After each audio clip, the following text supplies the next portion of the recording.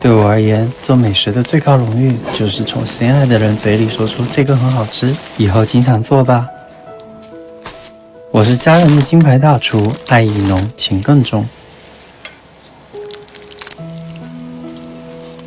为了这个目标，当然要有一把好刀，毕竟工欲善其事，必先利其器。硬度、性能、越级对标的18子座，自然是我的首选。3.8度高耐切，从第一道冷盘到最后一道水果，它都能保持出厂般的锋利。用冰镇过的白菜将食材包起来，简单的调味下，清水不用太多。白菜切得薄如蝉翼，再用锋利的刀尖划成细条。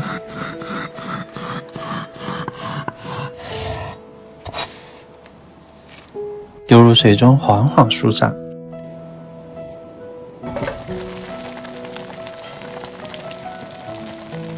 再来一道不用肉的红烧肉。冬瓜作为肥肉，瘦肉的部分就用豆腐。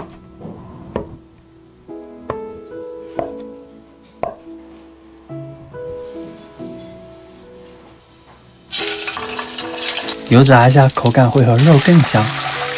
像我这样按顺序组装起来。锅底的冲淡不仅可以防止糊锅，还可以增加葱香。调味料用的和红烧肉一模一样。焖煮的过程中注意反面上色。你看得出和红烧肉的区别吗？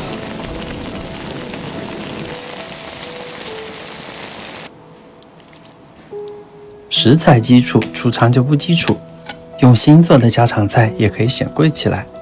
快，做给你爱的人吃吧。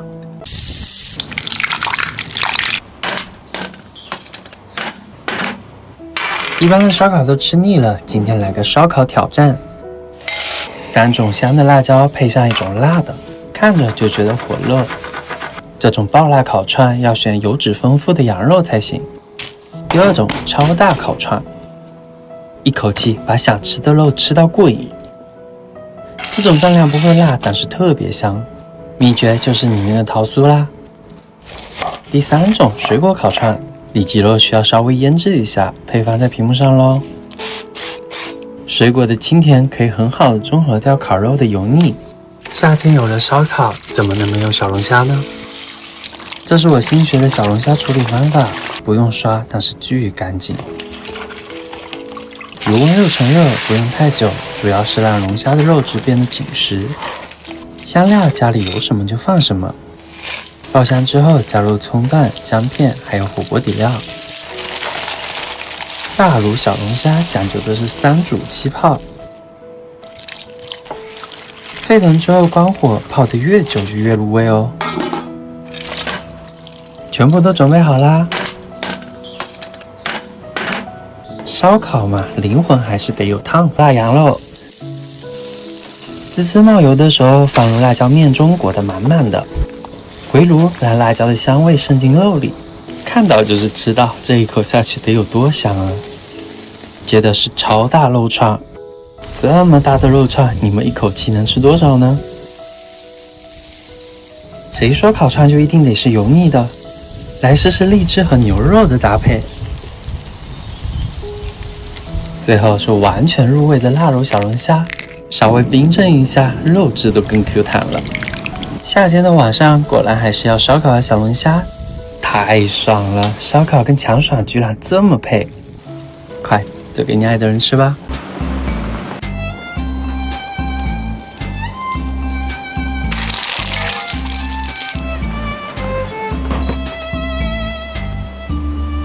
云贵菜真的是年轻人的天菜。家里芹菜日用焯水比料酒都好用。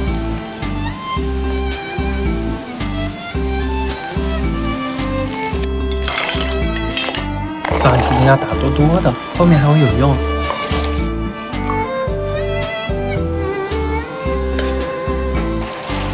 蒜末微焦的时候，来几粒花椒和1片白芷。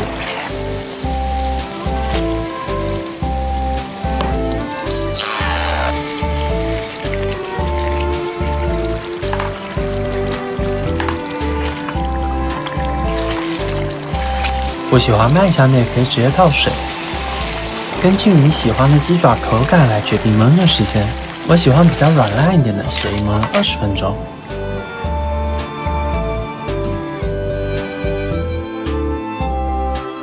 为了这道菜，我把我家的薄荷一整个都给薅秃了，下次吃就只能等它再长出来的时候了。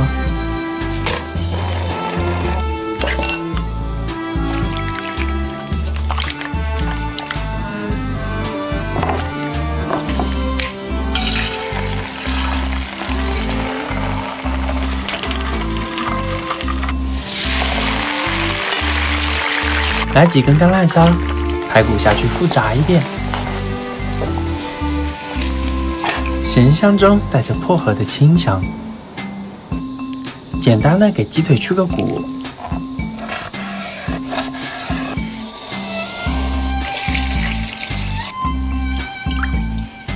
透明水泡土豆是土豆糯而不散、软而不烂的关键。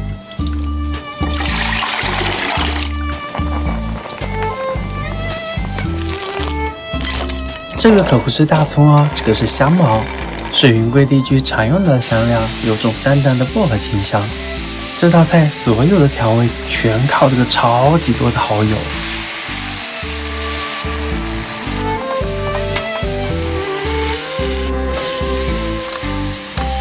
蒜末爆香之后，下入鸡肉和酱料，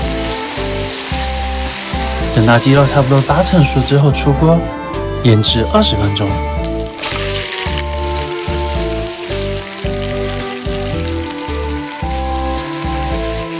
根据锅里的状态，可以适量的加一点点水。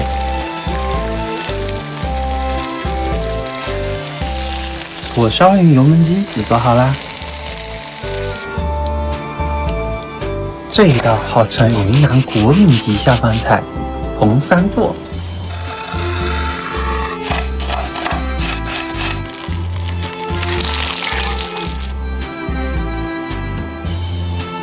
切的时候尽量保留番茄的汁水。料汁配方我放在屏幕上了，有需要的可以截图保存。第一红就是这个猪肉末，煸出油之后加入第二红，第三红就是番茄丁啦。倒入调好的料汁，翻拌均匀。我倒要看看你到底有多下饭，简单的煮转一下。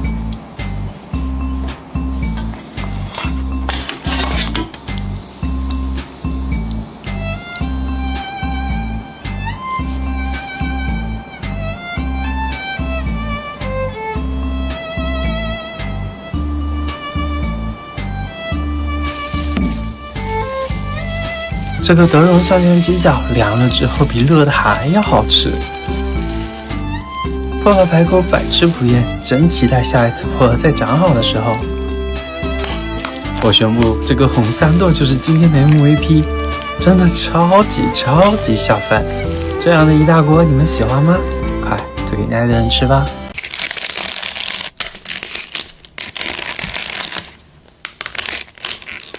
春天也需要仪式感，今天来吃掉一整个春天。第一道菜，感受春天的鲜嫩。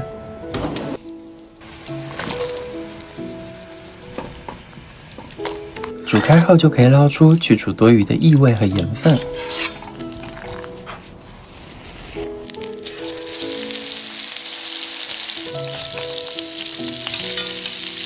淋入一圈料酒，激发出香气。盖盖焖上1个小时，给你们看看我是怎么留存住一整个春天的。要吸干水分，这样排骨才会更加的入味。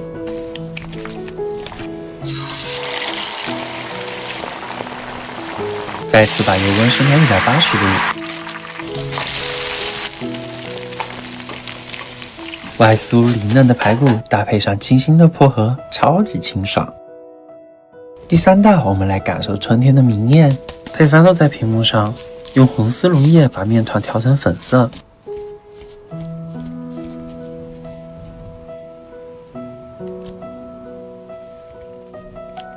注意我的手法，把面团捏成樱花的模样。白芝麻点缀花蕊，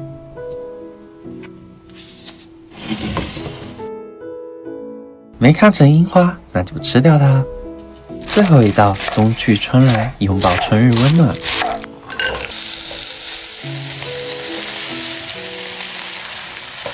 糯米和大米的比例是1:1，只需要生抽和盐简单调味。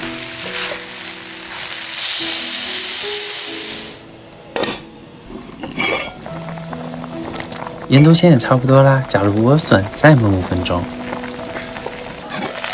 米饭吸出了腊肉的油脂和纯笋的汁水，吃起来温润清爽不腻。我收集了春天的鲜嫩、清新、明艳和温暖。这样的春日宴，你们喜欢吗？快，就给你爱的人吃吧。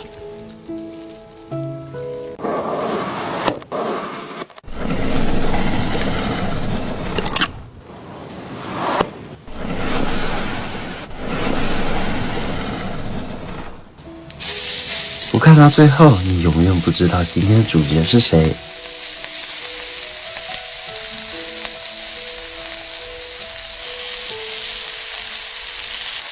你以为是这几片煎得特别诱人的五花肉吗？不是哦。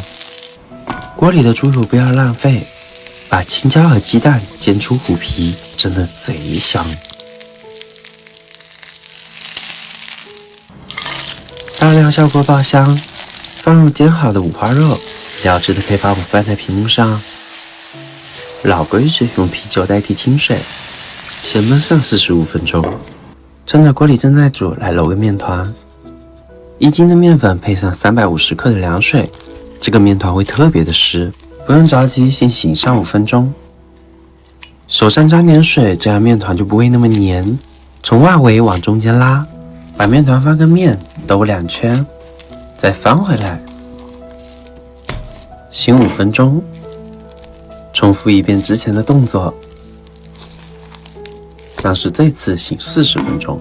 再来做一个不一样的土豆丝，要不停的清洗，直到水变得清澈。时间也不能太久，1分钟刚刚好。像这种凉拌类的菜，一定要把水分挤干净。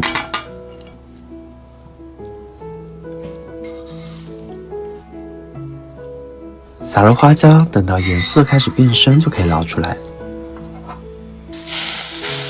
关键的来咯，盖上盖子，把炝香味焖在里面，焖1到2分钟，焖好之后再加入其他调料。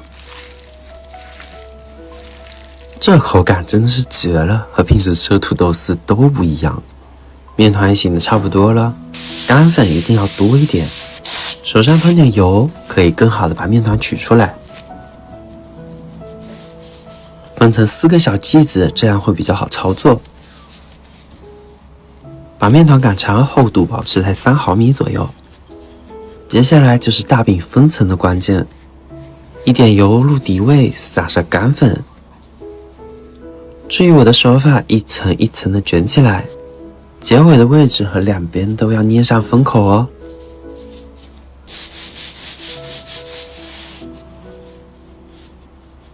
再次擀平。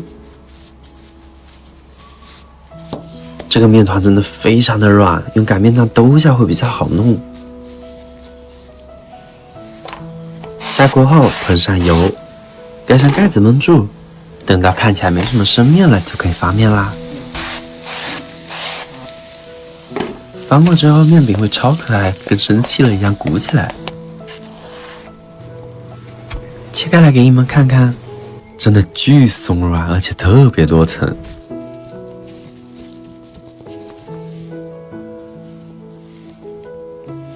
菜肉都有了，再来个水果。没想到吧，居然是和肥牛一起吃。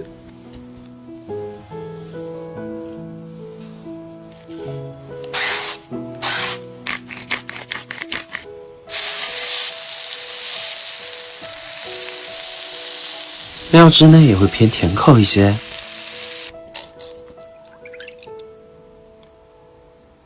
融化1块黄油，增加奶香。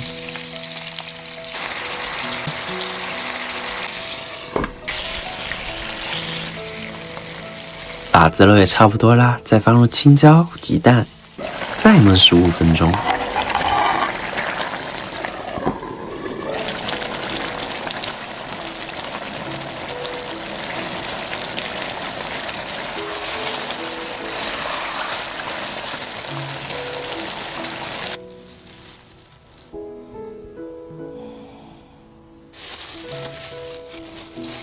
这绝对是绸缎大饼最神仙的吃法，每一层都加入不同味道、不同口感的食材。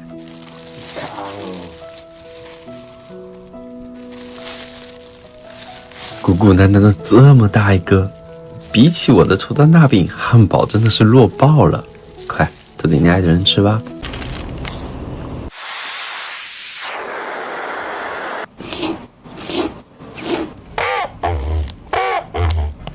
我一直很好奇，元宵节到底是要吃元宵还是汤圆呢？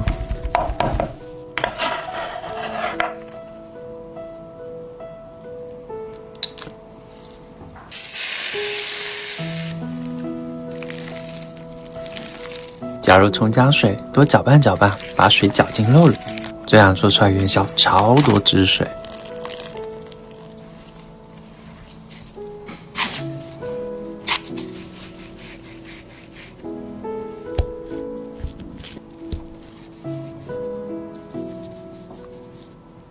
注意手法，虎口慢慢收紧。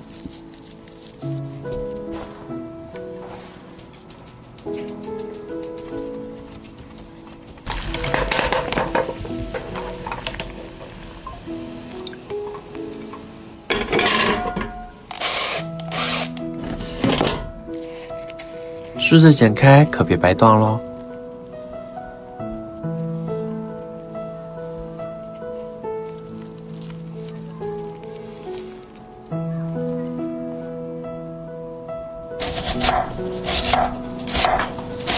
话说，你们知不知道鸡公煲和黄焖鸡的区别是什么？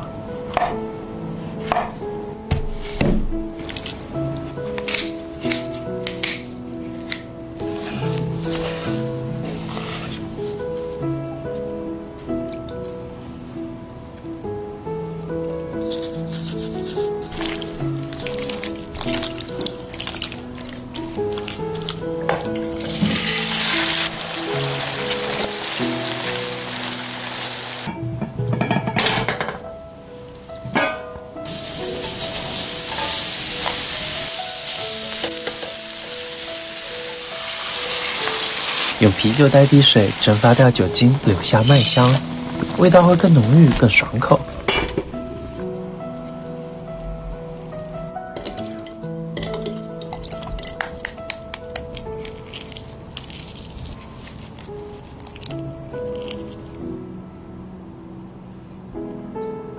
我不知道其他地方是什么样，反正我们这逢年过节一定要吃蛋，还不能是煎蛋，寓意着平平安安。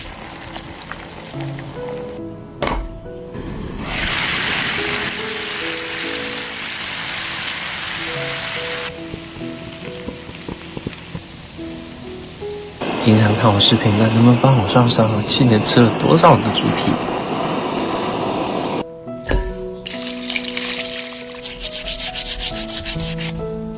南方的小伙伴如果不会剁，可以叫老板帮你切；北方的我就爱莫能助咯。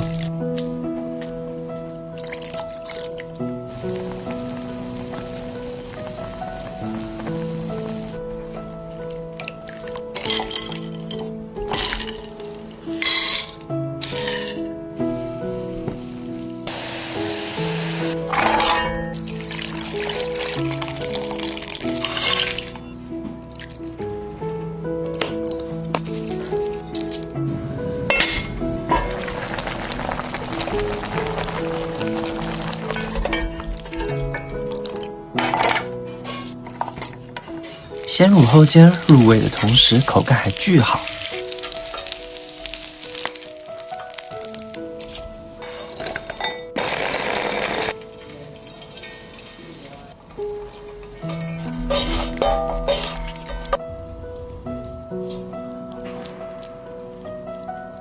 既然不知道该吃元宵还是汤圆，就两个都做吧。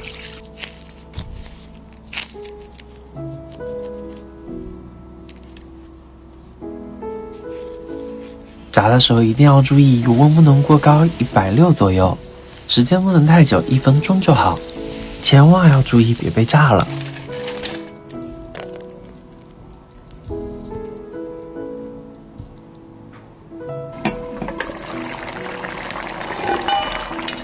没有泡面的鸡公煲是不完整的。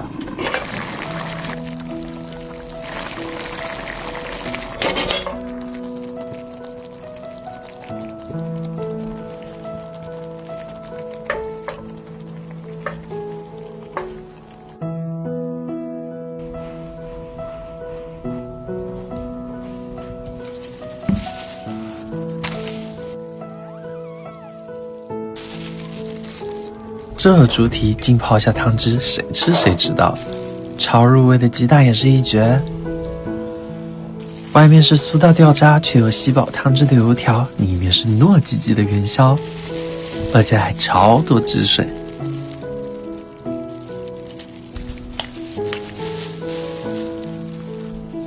最后来个糍粑汤圆收个尾，小心烫哦。这样的元宵大餐你们喜欢吗？快做给你爱的人吃吧。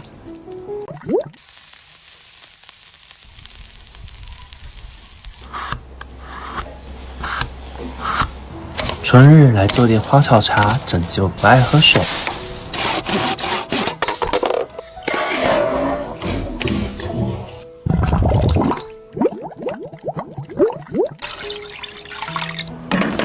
烧炭的时候记得注意室内通风哦。放上竹筒，文火烤制。竹沥水又被称作君子之类，尤其春天喉咙不舒服的，可以多喝一点。清新的绿茶和清爽的竹香完美的融为一体。金曲改花刀，但是不要切断。放在炭火上，慢慢的开花。我这里是撒了一点桂花，还有红茶。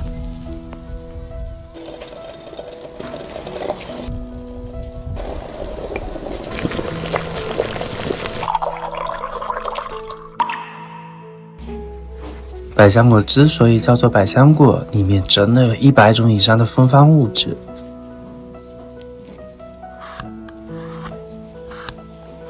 到了红茶、玫瑰，盖上盖，再用牙签固定起来，做成一个小蒸笼。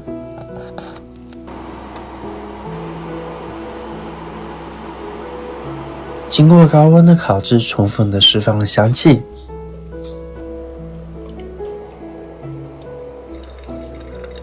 浓郁的热带水果气息中，夹杂着淡淡的玫瑰香气。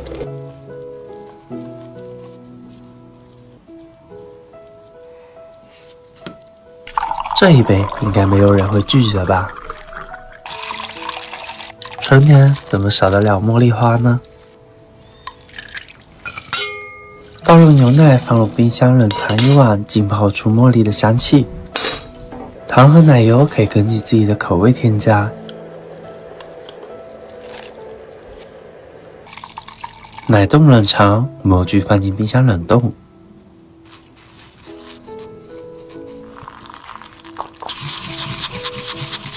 2个小时后，别看它形状这么复杂，其实特别好脱模。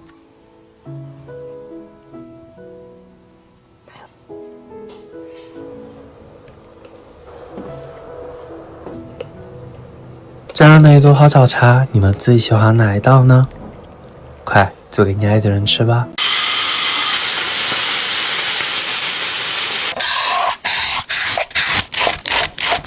这个夏天你最馋的是哪一口呢？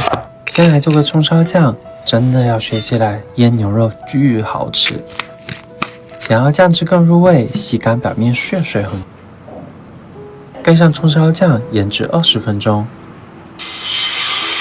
锅中薄油，全成小火，煎至底部微焦后翻面。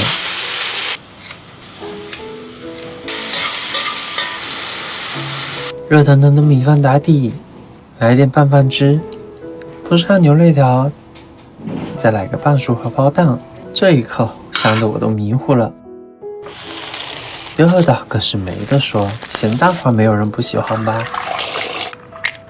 通上点白酒，蒸香去腥，烤箱180度15分钟。滋滋作响的咸蛋黄也太治愈了。鸡翅两边剪开，扭一扭，把骨头抽出来，稍微的腌制一下，让鸡翅有个底味。土豆可以切得粗一点。裹上淀粉，表面金黄后捞出，把咸蛋黄炒至起沙，倒入炸好的鸡翅，裹着满满蛋黄的鸡翅，甚至还不用吐骨头。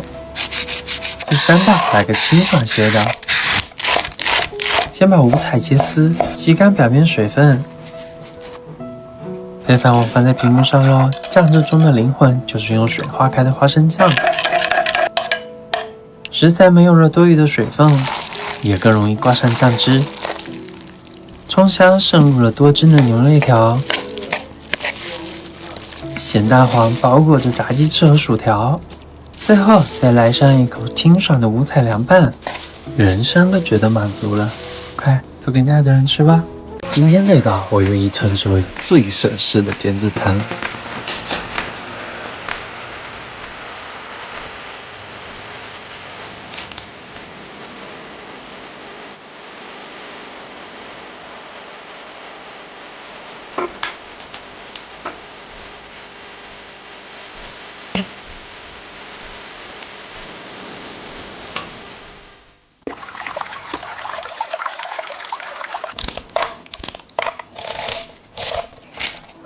今天这个就是我梦想中的炒泡面，芥末可以多加一点。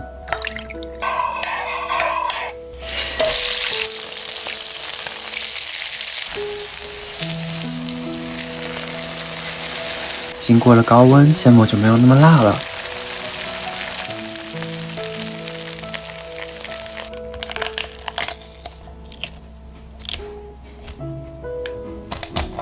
倒入1大杯白酒，喝醉螃蟹。这料汁浸泡上一晚上，不可能不好吃。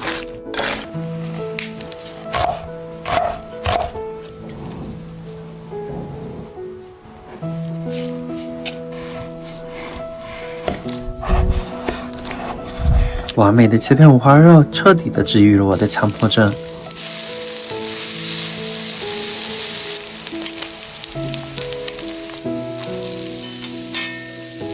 料汁的配方在屏幕上超级清爽，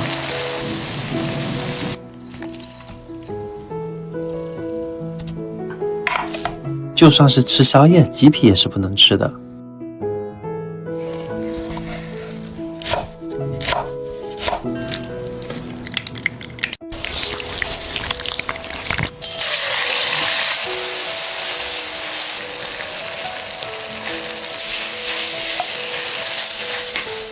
光光这泡面我就馋得流口水了，再来一杯适合春天的饮品。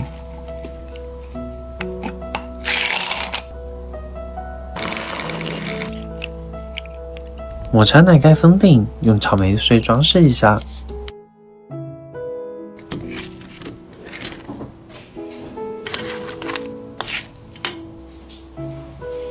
好吃到缩手指的罗氏虾。肉质像果冻一样的香辣醉蟹，还有外焦多汁的五花肉，再来一口满足感十足的炒泡面，最后用草莓抹茶牛乳收尾。这样一顿超豪华的炒泡面，你们喜欢吗？快做给你爱的人吃吧！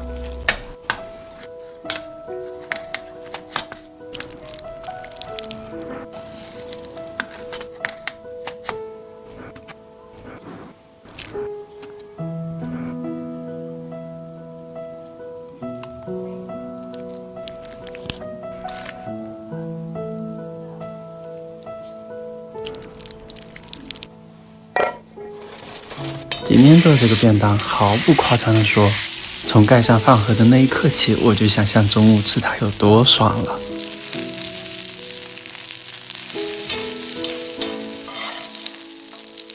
料汁就是经典的糖醋排骨味，详细的配方我会放在屏幕上。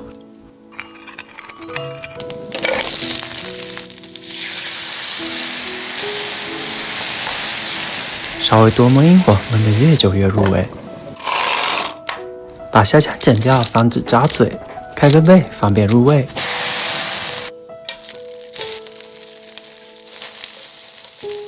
芥末是料汁的灵魂，可以多来点，不用担心太辣。下锅之后，高温就会打掉辣味，只剩下芥末的香味。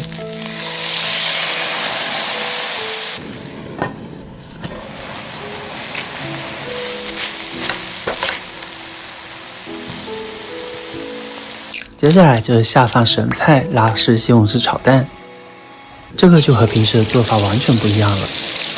边搅边淋，慢慢的倒入蛋液。不用担心我这个油用的太多哈，我会回收再利用的。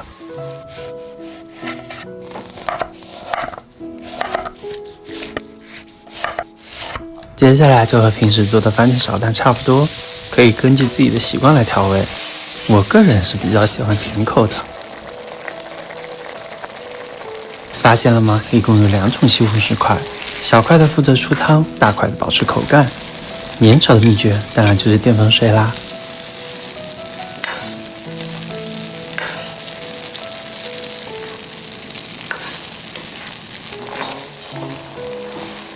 吃便当嘛，没有蔬菜总感觉缺了点什么。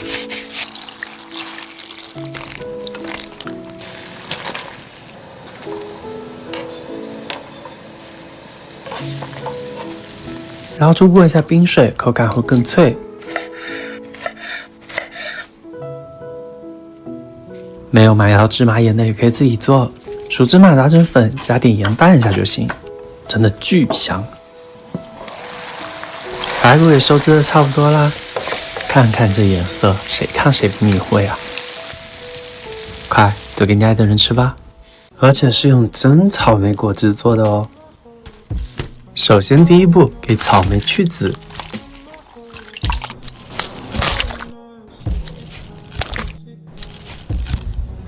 你们知道一颗草莓上面有多少草莓籽吗？整整374颗。所有的草莓模具都不合适，没办法，只能自己做。可以少量多次倒，要不容易炸焦。第二步，把草莓汁变成透明的。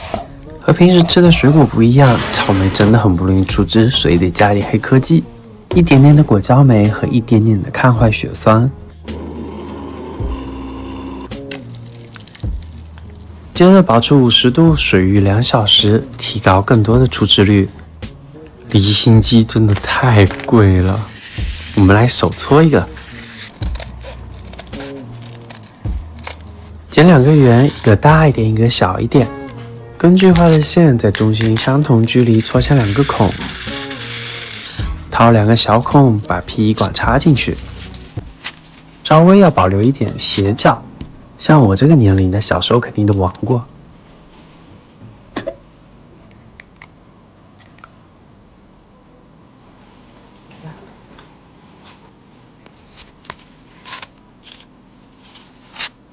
怎么样，这个撞速也够快了吧？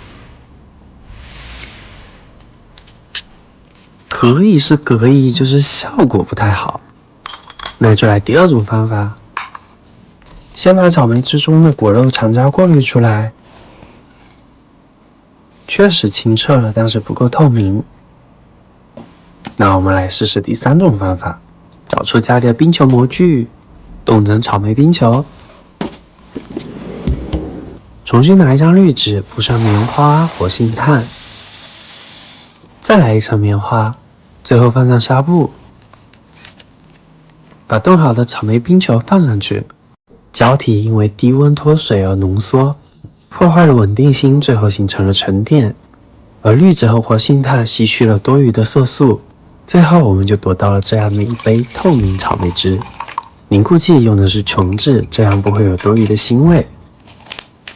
第一次自制模具还有点小紧张，把透明草莓汁倒进去，放入冰箱冷藏凝固。每一个细节都分毫毕现，堪称完美。装回草莓叶，再手动一颗一颗的把草莓籽放回去。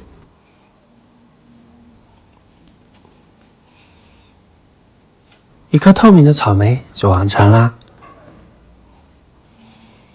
闻起来和吃起来都有浓郁的草莓香气，但是口感嘛就一般般，比较像果冻。这一颗你们觉得最适合分给谁？快，做给你爱的人吃吧。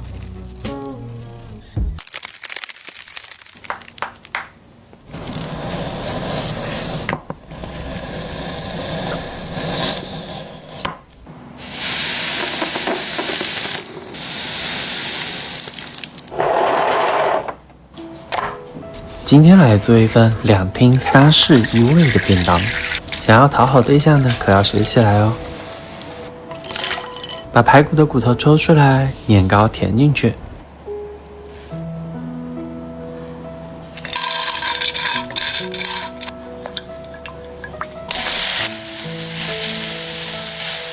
最关键的就是这几坨话梅啦。排骨先炖着，用全世界最完美的食物土豆来做一份炒饭。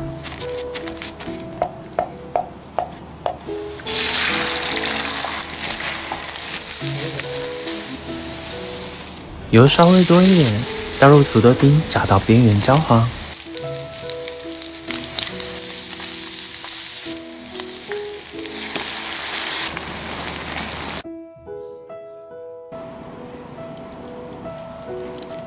这汤汁，这米饭，绝了！闻起来浓浓的话梅香气。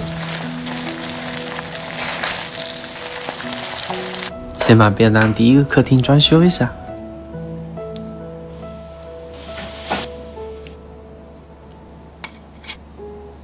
这种包馄饨的方法真的太实用了，速度快一点，10秒钟我能包3个。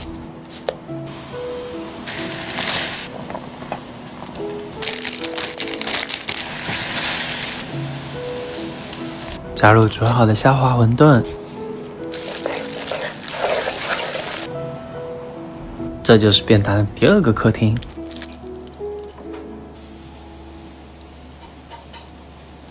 火鸡面里面的芝士也太少了，我自己再给它来一点。2道主食都有了，再来个甜点吧。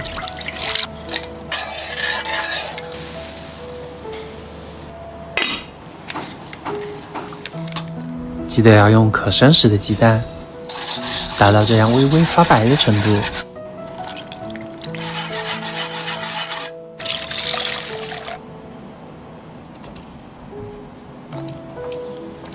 融化好的蛋液倒入提前打发的奶油中，放进冰箱冷藏。再来用虾滑做一份小吃。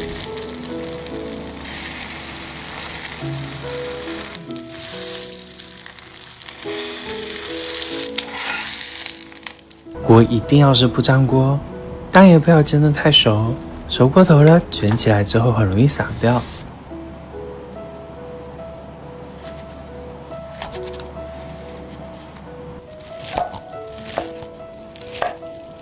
我最喜欢的不用到烤箱的甜品巴巴鲁亚做好啦，自己做的切开成就感真的是满满的。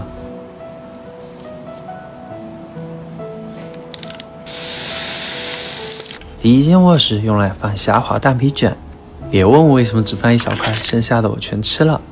便当嘛，营养均衡。最后一个就是水果啦，最中间挤上番茄酱。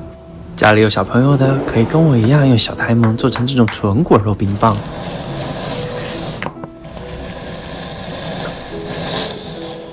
把芒果果肉捣成泥，加入牛奶还有茉莉花茶，可以根据自己的口味加点糖浆，shock一下。最后配套的饮料也做好啦。如果你是我对象，这份便当你会满意吗？快做给你爱的人吃吧。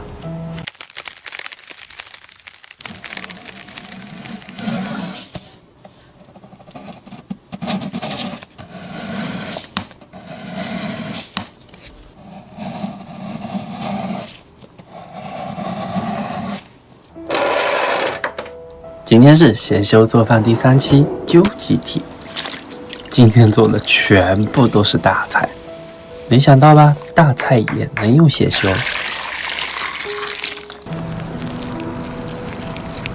去完皮的番茄搅打成泥，和牛腩、香料、料汁一起倒进锅里，搅拌均匀后，什么都不用管，直接按下煮饭键。时间到了之后，再放入土豆，再煮20分钟。一滴水都没加，牛腩一夹就烂，土豆也是超级入味。简简单单来点米饭拌在一起，这谁能顶得住啊？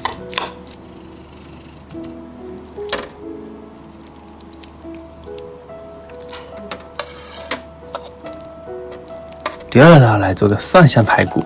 正常做蒜香排骨真的超级麻烦，步骤超多，邪修的方法就方便多了。蒜末里拌一点香油，这个粉是大蒜粉，不仅增加风味，还可以在表面锁住水分，形成脆壳。先烤13分钟，然后翻面。真的是蒜香四溢，一整道菜做下来半个小时都不要。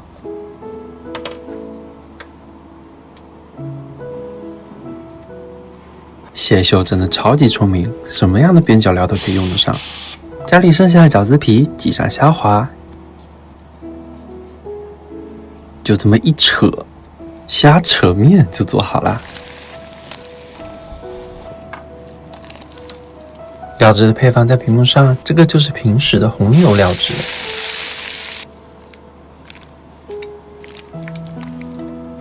这可比平时去外面吃的拌面好吃太多了。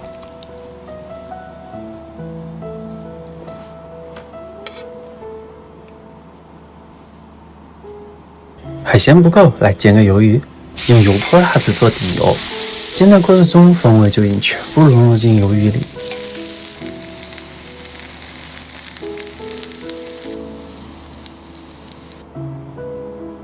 从我开始做博主，脆皮五花少说也做了5、6次，但是没有一次像这一次这么简单。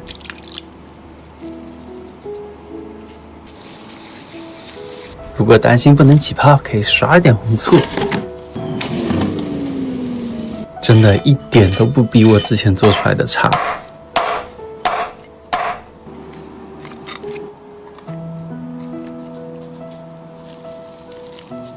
荤菜的邪修有了，来个素菜的邪修。用这个方法做出来的青菜绝对不会软趴趴，火候什么的都是刚刚好。接着就到甜点啦。讲真的，我正常做泡芙都不一定100%能鼓起来，用这个方法做，居然没一个失败的。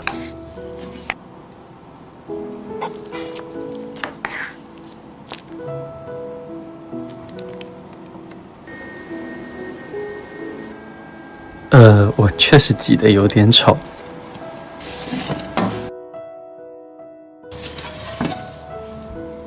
内馅用的是芋泥馅，吃不完的放进冰箱，冻起来也是巨好吃。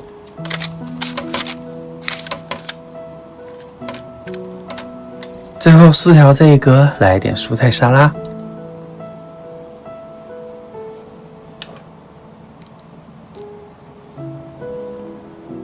今天这份便当你们满意吗？你们给打几分呢？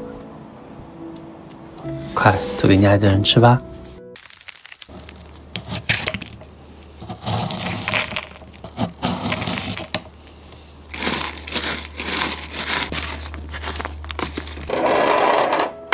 今天是邪修便当升级版完全体2.0，秘诀就是雪王，蜜雪冰城真的是调料界里的新东方。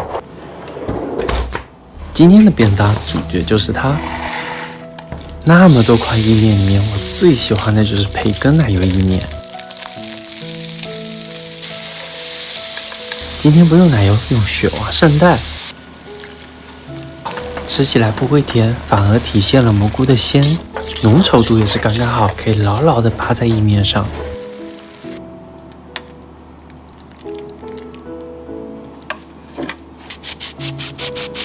第二块我们来做排骨，简单的去腥焯个水，一整杯半打鲜橙直接干进去，生抽调味，老抽上色，再来一点盐，焖煮收汁。趁着这时候来做个茶叶铁蛋，没想到吧，雪王居然连茶叶蛋都能做。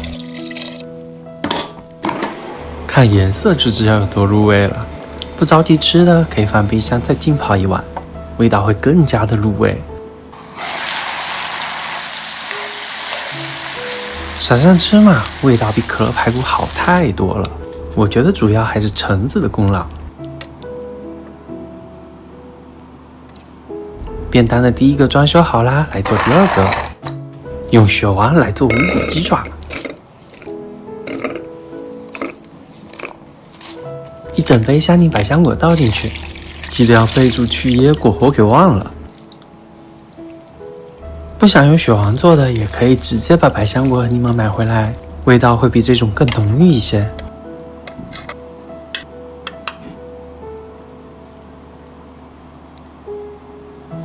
接下来2道用甜品来做甜品。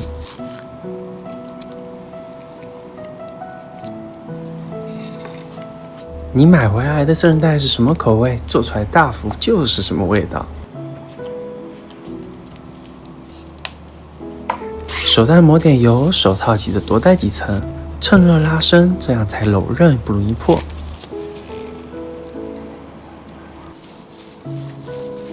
把冰淇淋那些放进去，再把这个小揪揪剪掉。这个泡芙是不是看起来超可爱？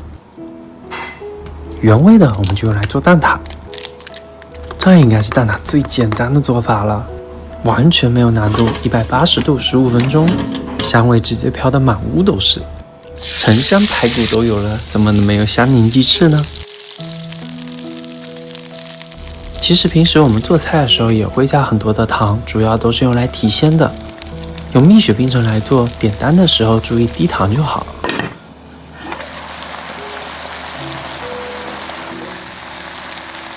全部都做好了，把剩下的格子也来装修一下。赠送的珍珠小料也不要浪费。雪王出来撑场面。今天没有饮料，今天是石榴最好吃的吃法。我买的还是突尼斯卵子石榴。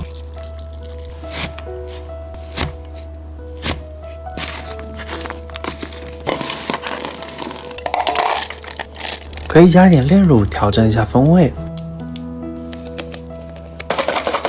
这一杯的快乐谁懂啊？今天的雪王便当你们喜欢吗？快做给你爱的人吃吧。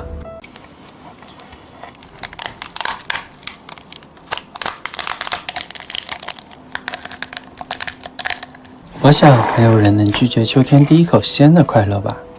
今天带你们解锁一下，看看全国到底有多少种螃蟹，到底哪里的螃蟹最对你的胃。吃蟹地图第一站来自浙江的青蟹。大虾撒上淀粉煎一下，青蟹也要过下淀粉，这样你们的肉就不容易露出来了。想要味道好，料汁很重要，配方一定要记牢哦。底油也要用淡料炸香。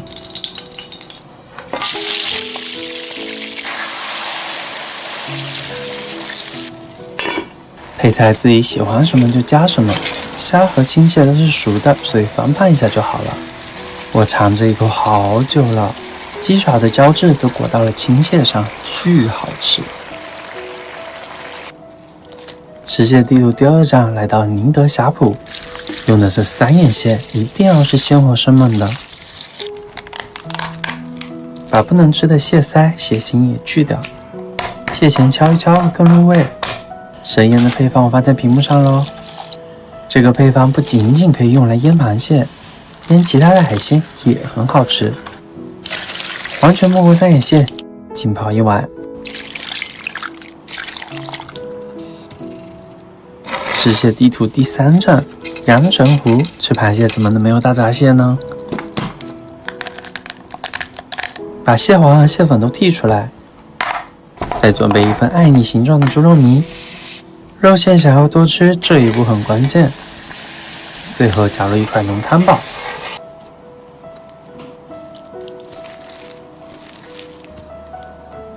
用包包子的手法把肉馅包进去，先煎2分钟，倒入淀粉水，再焖5分钟。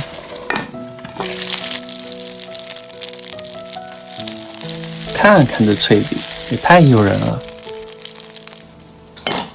肉质细嫩，裹满酱汁的浙江青蟹，果冻一样丝滑的小浦三眼蟹，多汁的阳澄湖大闸蟹。这样丰收的时节，你们最喜欢哪个地方的螃蟹呢？快做给你爱的人吃吧！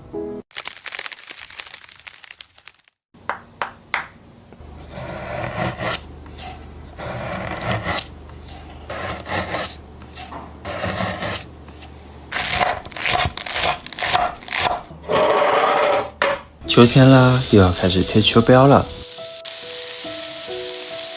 大家都要好好吃饭哦，好好吃饭大赛，我来交作业啦。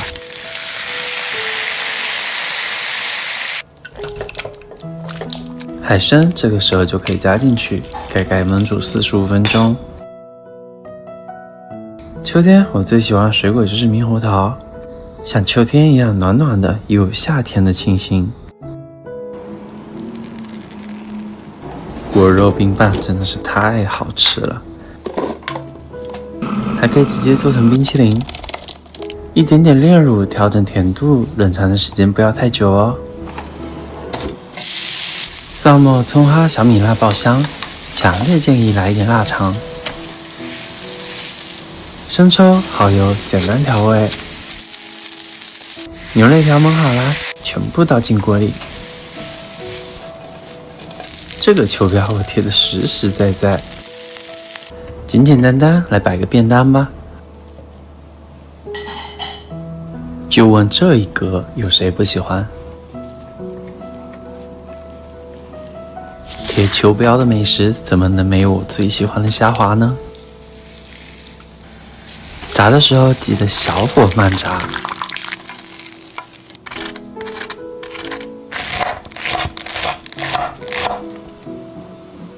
生菜打个底，把虾排摆进去，再来2个溏心蛋。饭后甜点是马卡龙、水果还有柿子汤圆。这一份便当你们给几分呢？再来做一杯喝的，猕猴桃捣碎，2枚冰块打底，杯壁上贴上猕猴桃，加入冰茶，看着都觉得清爽。软烂的牛肋条，吸满汁水的米饭，酸甜清爽的猕猴桃赶走了夏天留下的燥热。快做给你爱的人吃吧。